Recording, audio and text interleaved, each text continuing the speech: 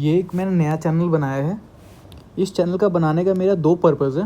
एक पर्पज़ तो ये है कि मैं अपनी बैंकिंग प्रिपरेशन की जर्नी को डॉक्यूमेंट करना चाहता हूँ।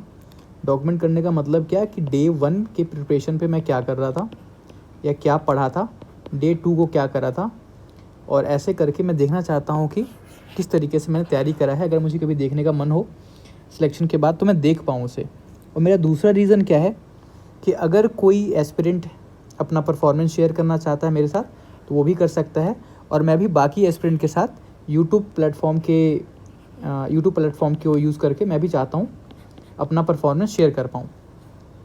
तो इस साल का मेरा प्लान क्या है, 2022-2023 का मेरा प्लान क्या है कि इस साल जितने भी बैंकिंग एग्ज़ाम होंगे, RRB PO, RRB clerk, SBI PO, SBI clerk, IBPS PO और आईबीपीएस क्लर्क, इन सारे एग्ज़ाम में अपीयर होऊंगा मैं, और इनमें से ज़्यादा एग्ज़ाम को क्वालिफाई करने का मैं ट्राई करूँगा।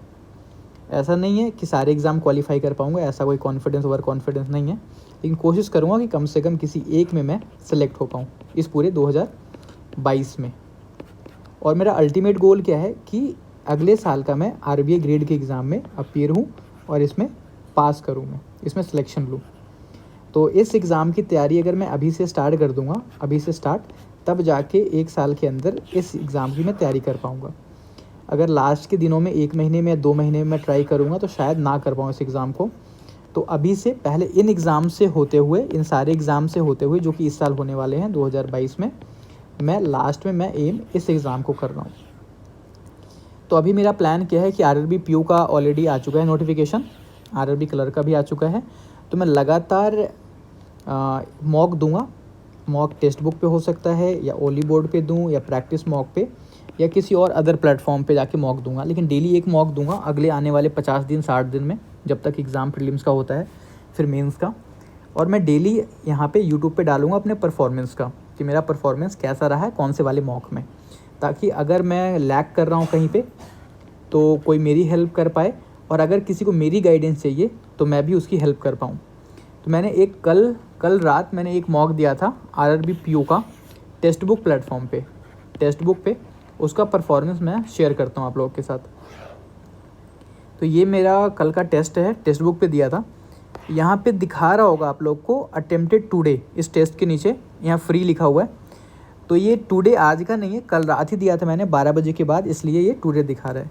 तो मेरे मार्क्स कितना आया है और क्या रैंक आया है वो देखते हैं। अभी मैं बता दूं कि बिल्कुल बिगनर नहीं हूं मैं कुछ टाइम से बैंकिंग प्रिपरेशन कर रहा हूं, इसलिए मेरा रीजनिंग और क्वांट एक बेसिक लेवल का, एक मीडियम लेवल का प्रिपेयर्ड ऑलरेडी हो चुका है।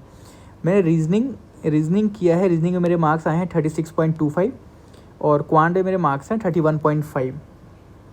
मैंने अटैम्प्ट किया था 74 क्वेश्चन और मेरे मार्क्स आए हैं 67.75, और यहाँ पे आप मेरी रैंक भी देख सकते हैं। अभी मैं आप लोगों को बताता हूँ कि कहाँ कहाँ पे मेरे से सिली मिस्टेक हुआ या किसी तरह का मिस्टेक हो जाता है जो कि नहीं होना चाहिए था। तभी सॉल्यूशन पे चलते हैं। मैं चाहता हूँ कि आप लोग भी इस वाले टेस्ट को अटेम्प्ट करें और अपना कैसा परफॉर्मेंस रहता है वो मेरे साथ शेयर करें।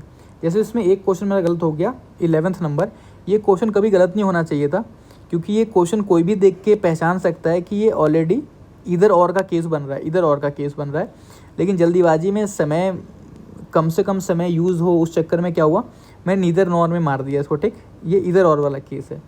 ऐसे ही 18th क्वेश्चन, यहाँ पे साफ साफ लिखा हुआ है बॉटम मोस्ट बॉक्स, और जल्दीबाजी में आप देख सकते हैं समय बहुत कम लिया यहाँ पे मैंने, 4 सेकेंड, और मेरे दिमाग में पता नहीं क्या चल रहा था। यहाँ पे मुझे लगा कि ये पूछ रहे मेरे से टॉप मोस्ट बॉक्स, और मैंने टी सेलेक्ट कर लिया, जबकि इसका आंसर एस होना चाहिए।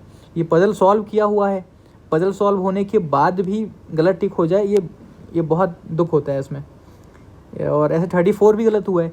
जब आप ये वाला पजल करेंगे, ब्लड रिलेशन वाला पजल, तो इसमें आपको मालूम चलेगा जो मदर और फादर हैं, जो ग्रैंड मदर ग्रैंड फादर हैं एक्चुअली, जो सबसे बड़े हैं जनरेशन में, वो हैं वाई और जेड।